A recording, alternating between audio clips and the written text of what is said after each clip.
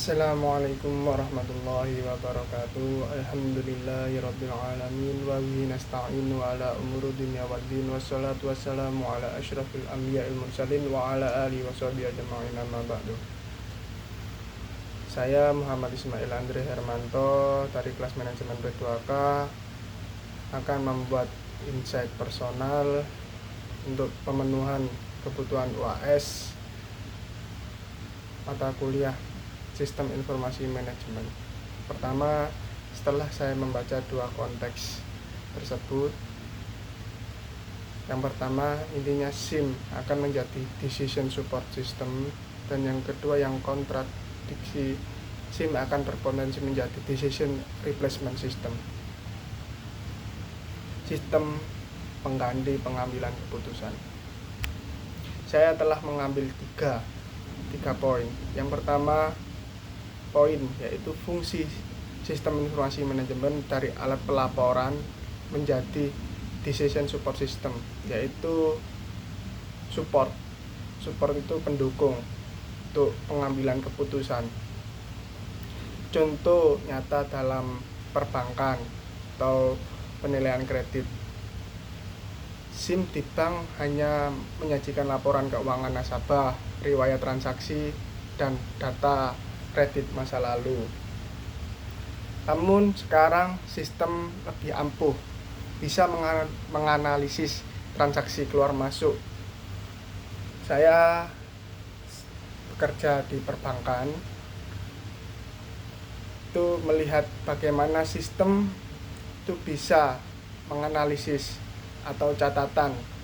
Dan terkadang ada orang yang pengajuan kredit itu meminta rekening koran untuk sebagai tanda bahwa keluar masuk keuangan. Memprediksi resiko gagal bayar juga bisa. Jadi SIM dalam konteks ini tidak hanya menjawab apa yang terjadi, tetapi juga menyarankan apa yang sebaiknya dilakukan. Jadi SIM, sistem informasi manajemen, dengan pengambilan keputusan itu setara, sama-sama support. Secara tidak langsung manajemen atau manajer berusaha untuk harus lebih baik dari sistem tersebut. Jadinya yaitu tadi DSS, Decision Support System. Yang kedua yang telah saya baca, saya mengambil potensi substitusi atau pengganti peran manajer akibat SIM atau akibat otomatisasi keputusan. Otomatisasi yang telah dulu pernah dibicarakan bahwa otomatisasi itu baik, manufaktur itu bagus. Otomatisasi menggunakan sistem informasi. Namun untuk jasa sangat tidak pas atau tidak disarankan jasa pelayanan menggunakan decision replacement system atau sistem pengganti mengambil keputusan yang pernah saya pelajari, ataupun contoh di sekitar saya yang saya sekarang menjadi mahasiswa, yaitu fenomena mahasiswa menggunakan ChatGPT tanpa memahami materi. Bukanlah kegagalan teknologi, namun kegagalan mahasiswa tersebut memposisikan teknologi sebagai alat bantu pikir, bukan pengganti berpikir. Jadi jika di dunia ini pendidikan ketergantungan pada AI dapat mengurangi kualitas pemahaman mahasiswa, maka di dunia organisasi ketergantungan serupa pada sistem informasi manajemen juga berpotensi sebagai mengurangi kualitas pengambilan keputusan manajerial. Dan yang ketiga yaitu dilema efisiensi algoritma dengan kepemimpinan manusia atau manajemen SDM. Banyak perusahaan menilai kinerja karyawan berdasarkan kuantitatif atau berdasarkan review.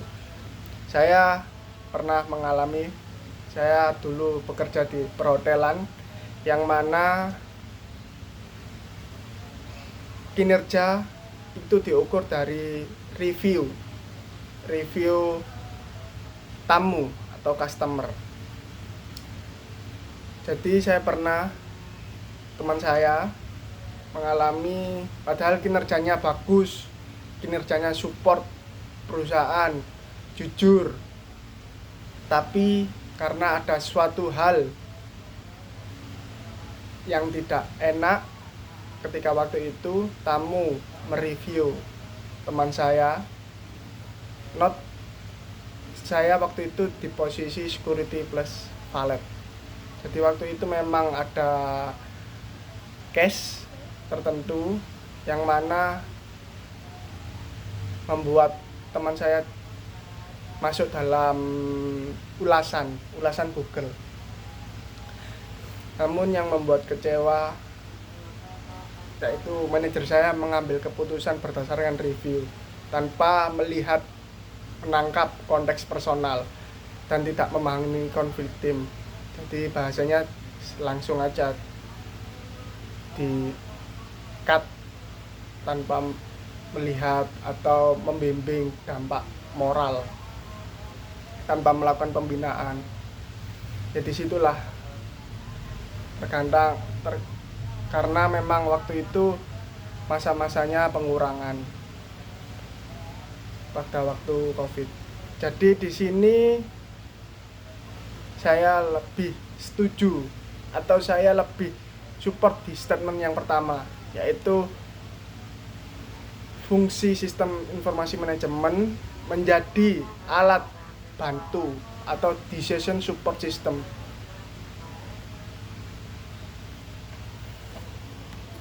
Dan dari ketiga contoh ini menunjukkan bahwa sistem informasi manajemen dapat menjadi alat yang sangat kuat dalam segi hal apapun. Tetapi dampaknya terhadap peran manajer sangat bergantung pada bagaimana sistem tersebut digunakan dan sejauh mana manusia tetap dilibatkan dalam pengambilan keputusan tersebut. Terima kasih, itu saja yang dapat saya sampaikan. Mohon maaf apabila ada perkataan yang terbata-bata.